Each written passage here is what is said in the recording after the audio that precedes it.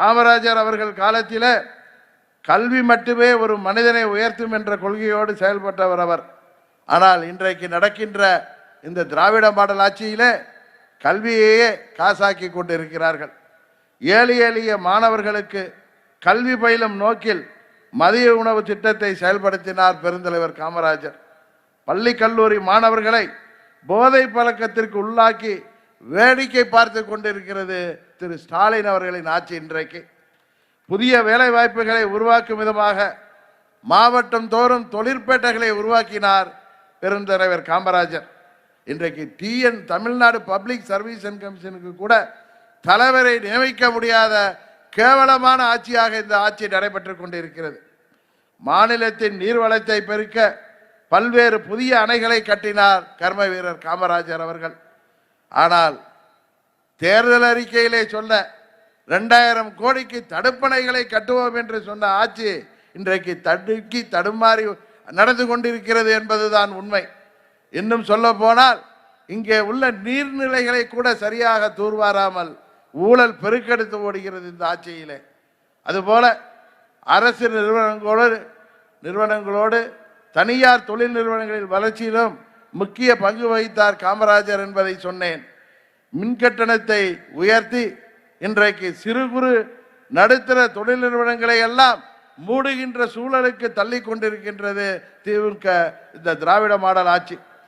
சமூகத்திலே பின்தங்கிய மக்களுக்கு கல்வி வேலைவாய்ப்பினை முன்னுரிமை அளிக்கும் சட்டத்தை அறிமுகப்படுத்தியவர் பெருந்தலைவர் காமராஜர் அவர்கள். ஆனால் ஜாதிவாரி கணக்கெடுப்பை கூட இன்றைக்கு எடுக்க மறுக்கிறது இந்த தமிழ்நாட்டிலே இருக்கின்ற இந்த கொடுங்கோல் ஆட்சி. நேர்மையான எளிமையான தூய்மையான ஆட்சியை தந்தவர் பெருந்தலைவர் காமராஜர். விளம்பரத்தை மட்டுமே நம்பி இன்றைக்கு தமிழ்நாட்டிலே ஊழலை தவிர வேறு வெறும் செய்யாத ஒரு ஆட்சியாக இந்த ஆட்சி நடைபெற்று கொண்டிருக்கிறது. மின் உற்பத்தியில் அதனை பயன்படுத்துவதில் வியக்கத்தக்க சாதனைகளை நிகழ்த்தி காட்டியவர் பெருந்தலைவர் காமராஜர். ஆனால் இன்றைக்கு திமுக ஆட்சிக்கு வந்தாலே நாள்தோறும் அறிவிக்கப்படாத மின்வெட்டை நிகழ்த்தி மக்களை இருளில் மூழ்க செய்திருக்கிறது திமுக அரசு. தமிழை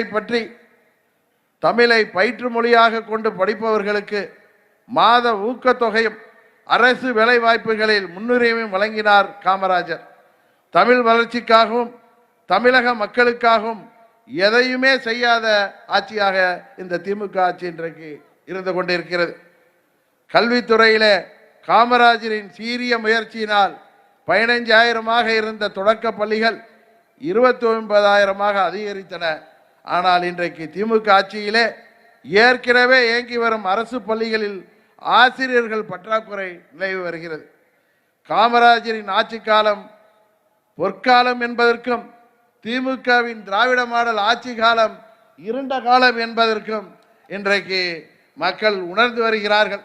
அதனால்தான் சொல்கிறேன், 26 திமுகவின் இந்த அதிகார துஷ்பிரயோகம் பணபலத்தை எல்லாம் தாண்டி நமது ஜனநாயக கூட்டணி தமிழ்நாட்டிலே கூட்டணி ஆட்சியை உறுதியாக அமைத்து காமராஜர் போன்ற பெருந்தலைவர்கள் ஆட்சியை தமிழ்நாட்டிலே உருவாக்கிட நாம் அனைவரும் ஒற்றுமையாக இருந்து பணியாற்றிட வேண்டும்.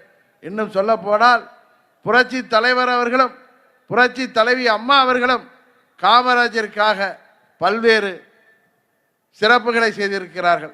அம்மா அவர்கள் புரட்சி தலைவி அம்மா அவர்கள் காமராஜர் அவர்களின் 100ஆண்டு விழாவை சிறப்பாக கொண்டாடியவர் அம்மா அவர்கள். அதுபோல புரட்சி தலைவர் அவர்கள் காமராஜர் பெயரிலே பல்கலைக்கழகத்தை உருவாக்கியவர் என்பதையும் இந்த நேரத்திலே சொல்லி எனக்கு வாய்ப்பளித்த தமாகவை சேர்ந்த நிர்வாகிகளுக்கும் தொண்டர்களுக்கும் எனது நன்றியை சொல்லி விடைபெறுகிறேன். நன்றி, வணக்கம்.